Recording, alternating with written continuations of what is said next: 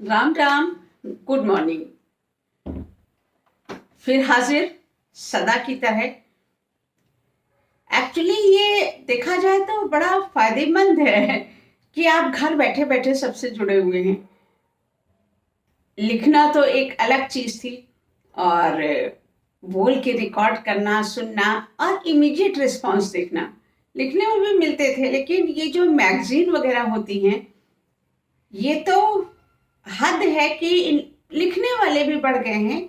4-4 महीने वेट करना पड़ता है, तो लगता है कि छोड़ो, 4 महीने में जवाब आएगा, तब तक अप्रकाशित रहे, मौलिक रहे, कहीं डाल नहीं सकते हैं, बहुत बंधन है उसमें।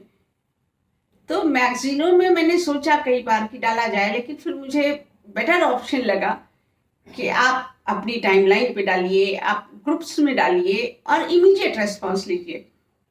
तो वो एक तरह से अच्छा लगता है, और सीखते सीखते से हो जाता है कि हाँ, आपको जो है उतनी कमांड हो जाता है कि आप आराम से बोल रहे हैं, लिख रहे हैं।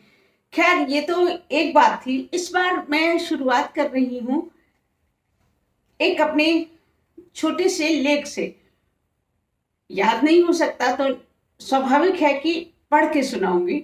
तो ये लिखा था मैंने कि सामाजिक व्यवस्था उस समय के अनुरूप होती है। वीरता, कायरता, पूजा, धार्मिक अनुष्ठान गोया की एक लहर होती है सबकी सोच की, जो बहा ले जाती है। यानी सब कुछ आवश्यकता पर निर्भर। ये पितृसत्तात्मक, मातृ सत्तात्मक व्यवस्थाएं भी आवश्यकताओं के अनुरूप ही थी, यानी कि डिमांड ऑफ द टाइम। और ये सोच कब रूढ़ियों में बदल जाती है और कब संस्कार का आवरण ओढ़ लेती है, लोगों को पता ही नहीं चल पाता।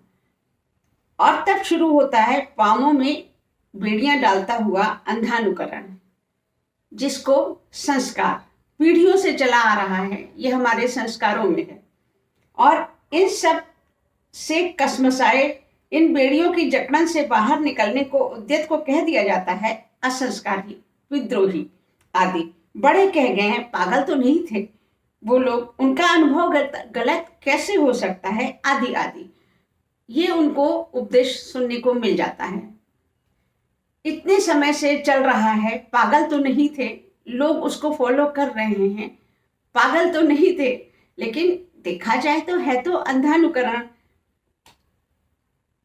पर कहने से पहले जो लोग ऐसा कह रहे हैं कि वो लोग पागल नहीं थे, पर कहने से पहले एक बार भी नहीं सोचते कि वो उस समय की आवश्यकता थी। उस समय के बाद भी समय का चक्र घूम चुका है, और नवीन अनुभव, नवीन आवश्यकताएं। उसका क्या, तब बंधी बंधाई लीक पर चलने वालों के लिए ये अनुभव कष्टकारी होता है। जैसे पितृसत्तात्मक व्यवस्था में नारियों को दिए जाने वाले आशीर्वाद, नारियों को दिए जाने वाले आशीर्वाद क्या है? सदा सुहागन रहो, दूधो नहाओ पूतो फलो, आदि आदि। और पुरुषों को आयुष्मान भव, विधिवान भव, खूब नाम कमाओ, खूब बड़े बनो, आदि।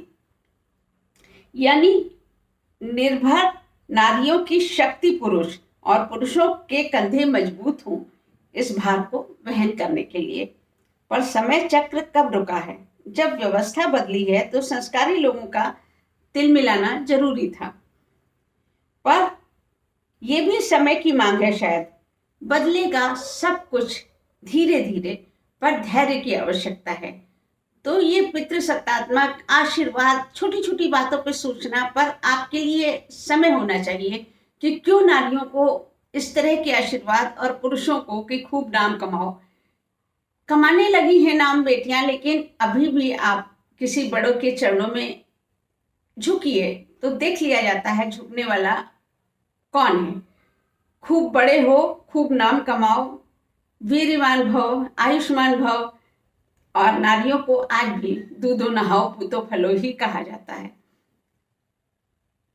बदलेगा, जरूर बदलेगा। और हम लोग जैसे सोच के सब लोग आते ही जा रहे हैं, अब तो मंच भी उपलब्ध है। ये तो था मेरा एक विचार जो मैंने आप लोगों से शेयर किया। और अब एक कविता। प्रलोभन की पैदल यात्रा से हवाई यात्रा तक। प्रलोभन की पैदल यात्रा से हवाई यात्रा तक। बड़ी अजब गजब है मेरी कविता यात्रा। जो जो आगे जाती है जाने कहाँ से नए नए विषय खोज लाती है। लीजिए आप भी लुत्फ उठाइए प्रलोभन की पैदल यात्रा का, जो अब हवाई यात्रा है। जमीन से उठी प्रलोभन यात्रा कैसे हो गई हवाई, सोचते जाइए। बच्चा जब डगमग डगमग 2 कदम चलता है, गिर न जाए कहीं पर, माँ का दिया प्रलोभन काम करता है। बच्चा जब डगमग डगमग 2 कदम चलता है, गिर न जाए कहीं पर, माँ का दिया प्रलोभन काम करता है। दूर बैठी फैली बाहें और रंगीन खिलौनों का आकर्षण पांवों को मजबूत करता है। समाने को माँ की बाहों में बच्चा दौड़ पड़ता है। फिर जिंदगी चलती ही जाती है प्रलोभनों के आश्वासनों के सहारे। पैदल डांडी यात्रा, नमक कानून तोड़ने की, टैक्स बचाने की, तरह तरह के प्रलोभन, मिठाई के डिब्बे से मेवे तक, रुपए से लेकर गहने तक। गधों को हाके रहते हैं ये प्रलोभन। अभ्यस्त हो चुके लालची रनवे पर दौड़ते दौड़ते तिरछे होकर हवाई उड़ान भरते हैं। और प्रलोभनों का अनंत आकाश ग्लोबल हो चला है। बोफोर्स सौदे से लेकर बड़ी बड़ी दलाली तक, 10 लाख के सूट से लेकर जाने कहां कहां तक के प्रलोभन हवा में तैर जाते हैं। प्रलोभनों की बैसाखियों पर ध्यान से सुनिएगा। प्रलोभनों की बैसाखी पर आश्चर्य की उड़ना सीख जाते हैं। और जिनके अधिग्रहित धन के भरोसे प्रलोभन दिए जाते हैं, सिर्फ वो ही ठगे और छले से नजर आते हैं। पर ठहरिए, आशा मरती नहीं। इन प्रलोभनों से ऊपर कोई 7 करोड़ का ग्लोबल पुरस्कार पाया शिक्षक, 7 करोड़ का ग्लोबल पुरस्कार पाया शिक्षक, आधी रकम बाकी 9 रनर अप्स में बांट आता है और जाने कितनों की प्रेरणा बन जाता है। प्रलोभन बनाम सच्चाई। प्रलोभन बनाम सच्चाई में फिर सच्चाई की जीत दर्ज करा जाता है। तो ये तो थी प्रलोभन की हवाई यात्रा, और अंत में फिर से वही पॉजिटिव निष्कर्ष। और अब तो धीरे धीरे ये वर्ष खत्म होता जा रहा है।